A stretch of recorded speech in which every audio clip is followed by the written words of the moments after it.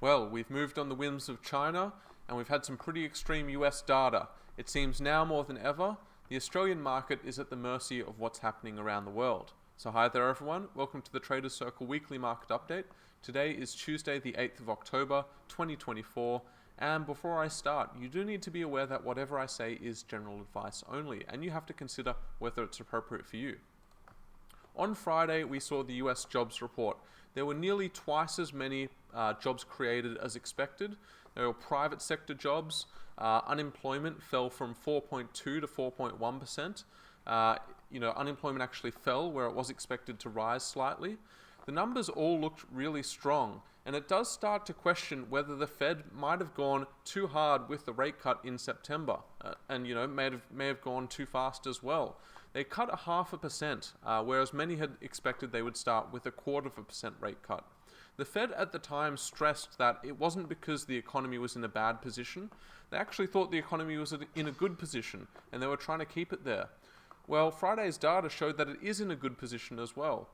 I do just want to say, though, that I think it looks a bit silly on the Fed. They've basically cut very hard, very quickly, without the data deteriorating much at all. US economic growth has been strong, and we've actually got, the US federal government conducting fiscal stimulus at the moment.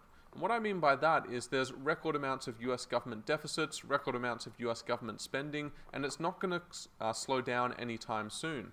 So by cutting interest rates, they've just further added to that stimulus, and that is showing up in strong economic data readings as well.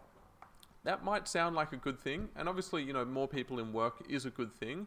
I would just caveat that by saying, though, that if we see inflation re-emerge from here, it won't be a good thing. It will not be a good thing at all. If we do see inflation re-emerge from here, a lot of the good work that's been done by central banks around the world this year will be undone. It'll be harder to, wrangle it back down if it does start to increase again. And so, did the Fed go too hard, too fast? Well, it's hard to say at this point, but I think if they had seen, Friday's data at the September Fed meeting, I don't think they would have done what they did. And now we start to question what they're going to do at the next few meetings, and I suspect that we will at best see a 0.25% rate cut in November, if we see any rate cut at all. And they might decide to hold after the data that we've seen. I guess a caveat to that as well is that we will see further US data readings before then, obviously, the most important of which will come later this week.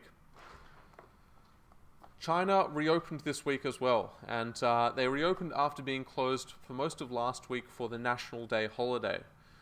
China, before going into the holiday, announced a raft of stimulus measures. These include interest rate cuts, cash handouts, lowering of lending requirements or lending restrictions, lending standards, and a bunch of other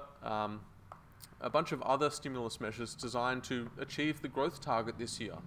China has a 5% year-on-year growth target. They almost certainly won't achieve it this year, even after these stimulus announcements. The real question now is whether they achieve it next year. Now, these announcements had the effect of unwinding a very, very large short trade on Chinese equity markets. We saw a massive short squeeze as those markets pushed up.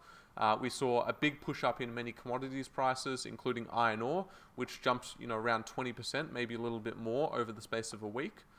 But upon reopening today, everything started to come back down. Now, many in the market were expecting China to announce more stimulus measures as they reopened today, but at the time of recording, that hasn't been the case. Now, they may do it after the market, or they may not at all. Regardless, though, I do want to stress that despite what it looks like in financial markets, the stimulus measures announced over the past week will take some time to impact the economy. It's not just going to be a turnaround as these markets would suggest. And as a result, a market jumping 20 to 30% in the space of a week, it doesn't sort of bode well for, further short-term upwards movement. When something pops like that, you generally see a bit of consolidation, maybe some profit taking, maybe things come back down, and then they perhaps go again. And I suspect that's been the case for what we've seen today. Now, China could prove me completely wrong and announce fresh stimulus over the next sort of 48 hours and just pump things higher again. But given the moves that we've seen, I think a bit of profit taking is, should be expected and is probably very healthy. Now, whether the measures are enough longer term to change the structural problems in the Chinese economy, I don't think they will be. I certainly don't think this is going to fix a lot of the problems that their economy faces. These problems, like I said, are structural and they require reform to fix. And just by tweaking a few sort of monetary or fiscal settings, you don't actually address those reform issues. It could be enough to achieve their growth target next year. I suspect that it won't be. I suspect they'll say it is, and they'll obviously, falsify their numbers as they have done the last sort of decade. But when you get the third-party numbers, they're very unlikely, I feel, to show 5% growth for 2025. So let's look at the week ahead. Now, I did mention earlier that the Fed will be looking at some data later this week, and that will be the US CPI report, or the inflation report. This is probably the biggest report of the month, to be honest, and it is, a report that's going to show us, where the levels of US consumer price growth were for the month of September. Given how much of a surprise to the upside the jobs report was for September, I think there is a chance that the inflation report surprises to the upside as well. If we do see stronger than expected US inflation for September, the narrative for this market could start to shift. Up until now, it's been soft landing, inflation under control, while we're going to get, the economy remaining strong. It looks like the economy is remaining strong.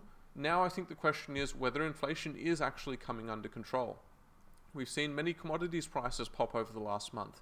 Oil's risen off its yearly low. Iron ore, like I mentioned earlier, started to come up. A lot of other base metals have as well. And, if we do see inflation start to re-emerge here, we will see this market start to question whether we actually have seen a turning point for monetary policy, whether the Fed actually has reached their actual pivot point. Because if inflation starts to push up back above 3%, towards 4%, instead of looking at rate cuts throughout all of next year, there is a chance we see another rate rise. It's a bit early to say, obviously, because inflation is still falling. It is still well below where it was even 3 months ago. But, remember that inflation didn't fall throughout the start of this year, as everyone expected that it would. So that'll be a very important reading to cap off this week. But there are some other events at the end of the week as well. Most importantly, or the next most importantly, will be the US company earnings reporting season. That's going to start on Friday with a number of large banks reporting. JP Morgan, Citigroup, I think a few others. These banks actually told the market about a month ago that their forward earnings forecasts for the banks were too positive. That did lead to some short-term selling in the banks, but they've pushed right back up since then. So these reports will be very, very important for the market to look at, and they'll probably be quite important for our own market, given that where our miners have come off, our banks have done the heavy lifting. And indeed, as our miners sold down today with the China reopening, we actually saw the banks start to be bought back up in parallel. And so that sort of goes to what I was saying at the start of this video. It matters not really how our economy or market is doing. It matters what's going on overseas for us. And as the Chinese reopen pushed the miners down, the banks were pushed back up to keep our index as a whole on level with where investors think it should be relative to overseas markets. So let's have a quick look at the charts for this week, guys. This is the ASX, the XJO, the top 200 stocks, the Australian Market Index, and we can see that we hit an all-time high just over a week ago now at roughly 82.50. We've sort of pulled back from that level and we found support right around 8100, 8150. This puts us in a pretty narrow sideways range right at the all-time high level, and we're now waiting to see if we're going to go back to that exact all-time high or whether we're going to break below these levels. If we do break below 8100, I'd then be looking back towards the September lows around 79.50, and I don't think that's too unlikely. If we do manage to push through 82.50, I think further gains will be fairly incremental for our market. This is the highest level we've ever been. These are the highest valuations we've ever seen.